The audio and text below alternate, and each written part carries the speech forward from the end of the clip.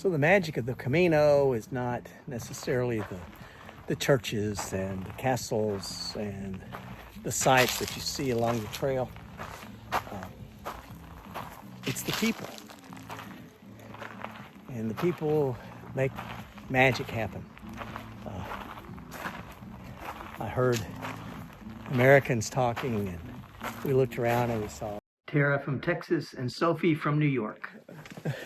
Good morning. Day 19, leaving Arzua, however you say it. And then we're going to Old Pedrosa, out of the mountains, sort of into, it'll be pretty far country. But then tonight, hoping to have something a little different. It'll either work or Rick will fire me from being the logistician of the trip, and either way, it's a blessing. Yeah, you can see a little bit more going this way.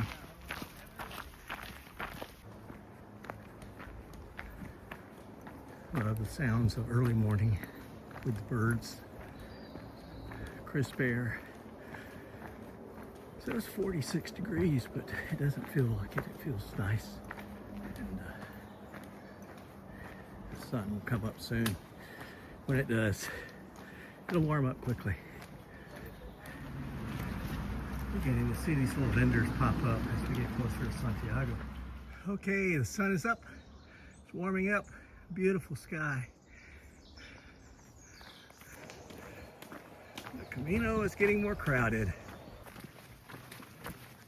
Look at all these chestnuts.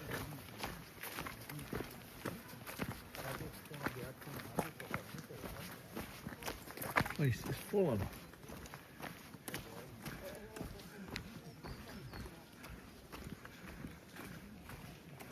Beautiful morning.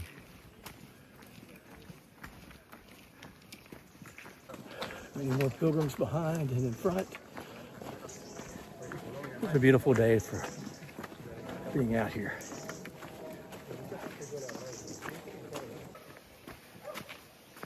Yeah, little family. Little family.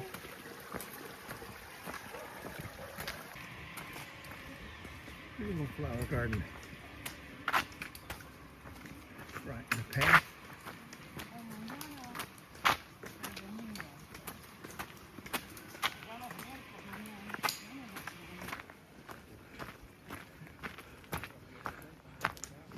Neat little car over here.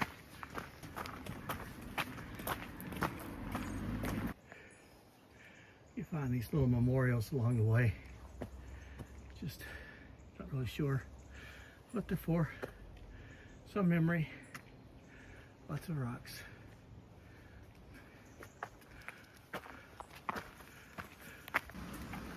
Very cool fountain with a shell in the center. The trail's very busy now. And there's vendors and there's beggars and there's many pilgrims walking and biking.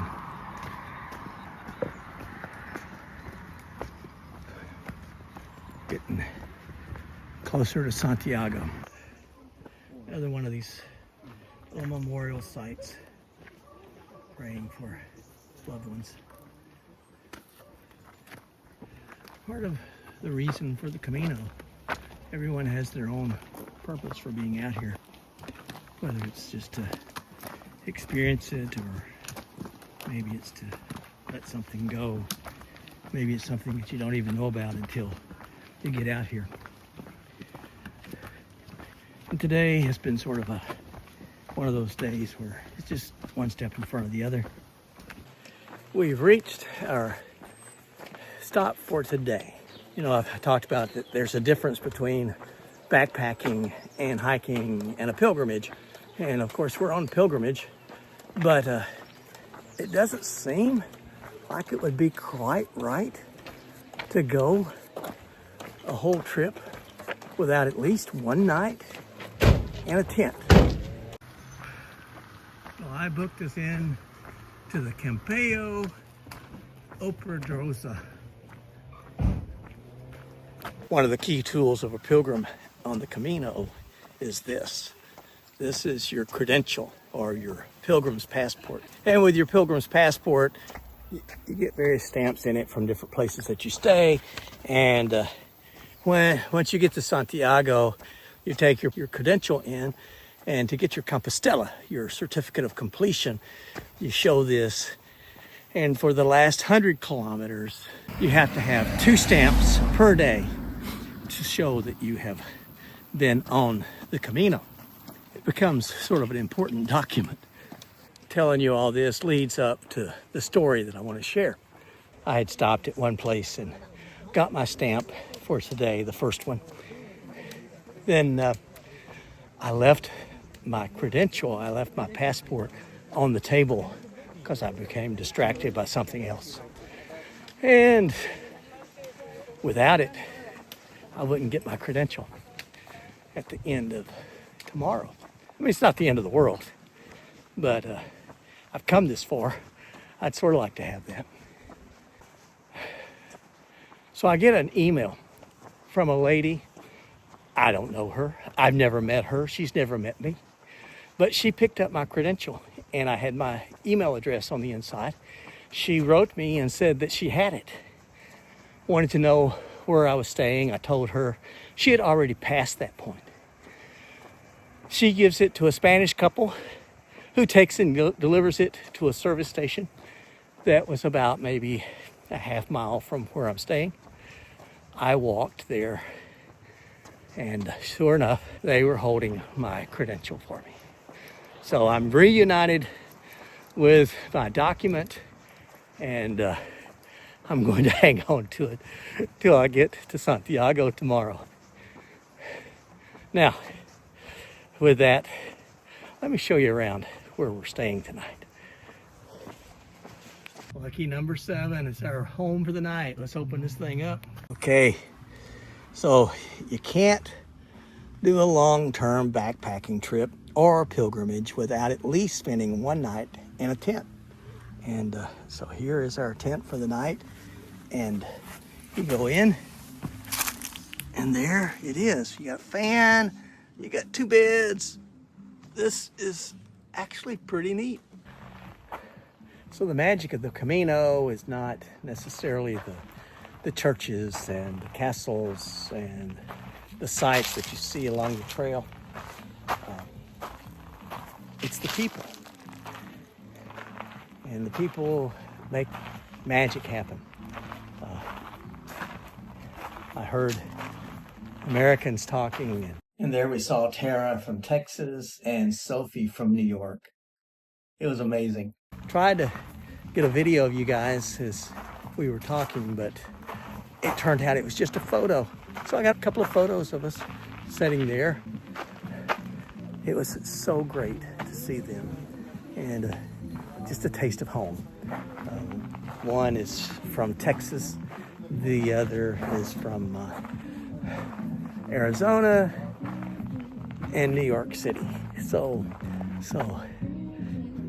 the trail just brings everybody together, and it's such a magical place. Here at the Camping Peregrino Operadrosa, this is the reception center there. You see over there is the dining tent.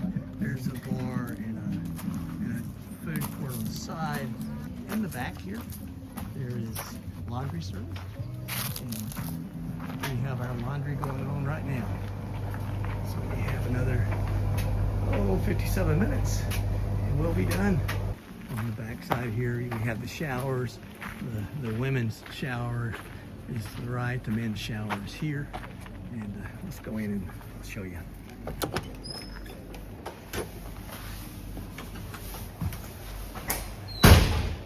3 shower units, wonderful shower heads. This was just amazing to be in here. Very clean. You have your toilet area and then plenty of sinks. Counted about 40 tents in here, and it doesn't feel crowded. They've got it spaced out well. Each tent has a picnic table, and they're very roomy inside.